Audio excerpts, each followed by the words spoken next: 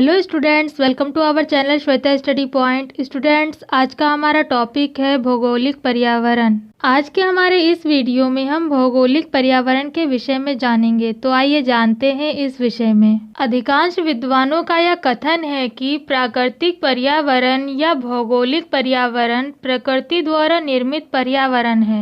इनका यह मानना है कि मनुष्य पर जिन प्राकृतिक शक्तियों का चारों ओर से प्रभाव पड़ता है उसे भौगोलिक पर्यावरण कहा जाता है। कहने का तात्पर्य यह है कि अधिकतर विद्वान यह मानते हैं कि भौगोलिक पर्यावरण का निर्माण प्रकृति द्वारा किया गया है। वे इसे प्रकृति द्वारा निर्मित पर्यावरण मानते हैं। इनका यह मानना है कि जो प्राकृतिक शक्तियाँ मनुष्य को चारों ओर से प्रभावित करती हैं वही भौगोलिक पर्यावरण कहलाता है। दूसरे शब्दों में कहें तो ये यह मानते हैं कि यह सभी शक्तियाँ स्वतंत्र रहकर मानव को प्रभावित करती हैं। पर्वत, सरिता, वन, पवन, आकाश, पृथ्वी तथा जीव जगत सभी भौगोलिक पर्यावरण के अंग हैं। दूसरे शब्दों में कहें तो पर्वत, सरिता, वन, पवन, आकाश, पृथ्वी तथा जीव जगत इत्यादि सभी भौगोलिक पर्यावरण या प्राकृतिक पर्यावरण के अंग माने जाते हैं।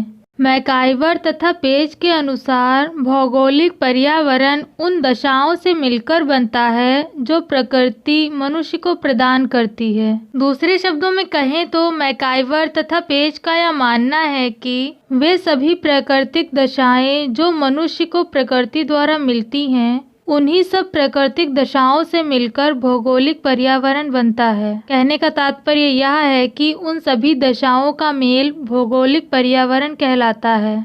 इस पर्यावरण में मैकाइवर तथा पेज ने पृथ्वी का धरातल एवं उसके सभी प्राकृतिक दशाओं, प्राकृतिक साधनों, भूमि और पानी, पर्वत व मैदानों, खनिज पदार्थों, पौधों, पशुओं, जलवायु की शक्ति, गुरुत्वाकर्षण, विद्युत एवं विकिरण शक्तियाँ जो पृथ्वी पर क्रियाशील हैं, इन सभी को सम्मिलित किया है। क्योंकि इनका यह मानना है कि इन सब का मानव जीवन पर गहरा प्रभाव पड़ता है। कहने का तात्पर्य यह है कि ये सभी मानव जीवन को अत्यधिक प्रभावित करती हैं। सोरोकिन के अनुसार भौगोलिक पर्यावरण का संबंध ऐसी भौगोलिक दशाओं से है जिनका अस्तित्व मानवीय क्रियाओं से स्वतंत्र है और जो मानव के अस्तित्व तथा कार्यों की छाप पड़े बगैर अपनी प्रकृति के अनुसार बदलती हैं। दूसरे शब्दों में कहें तो सोरोकिन भौगोलिक पर्यावरण को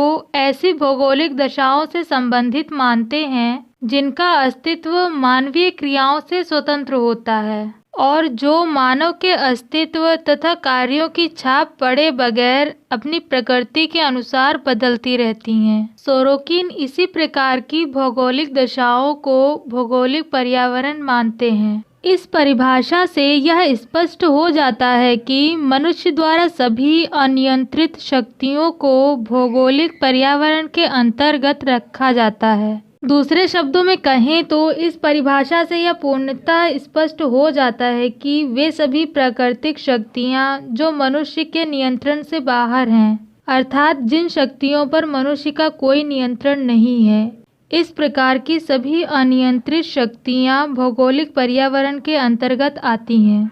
डॉक्टर डेविस के अनुसार मनुष्य के संबंध में भौगोलिक पर्यावरण से अभिप्राय भूमि या मानव के चारों ओर फैले उन सभी भौतिक स्वरूप से है जिनमें वह रहता है, जिनका उसकी आदतों और क्रियाओं पर प्रभाव पड़ता है। दूसरे शब्दों में कहें तो डॉक्टर डेविस भौगोलिक पर्यावरण का तात्पर्य भूमि या फिर मानव के चारों ओर फैले उन सभी भौतिक स्वरूप से लगाते हैं जिसमें मनुष्य निवास करता है और जिसका प्रभाव मनुष्य की आदतों और क्रियाओं पर पड़ता है। सरल शब्दों में कहें तो डॉक्टर डेविस का यह मानना है कि वे सभी भौतिक स्वरूप जो मनुष्य की आदतों और क्रियाओं को प्रभावित करते हैं और जिसमें मनुष्य निवास करता है वह भौगोलिक पर्यावरण कहलाता है। स्टूडेंट्स, ये थी जानकारी भौगोलिक पर्यावरण के विषय में। अगर आपको मेरा वीडियो पसंद आया हो तो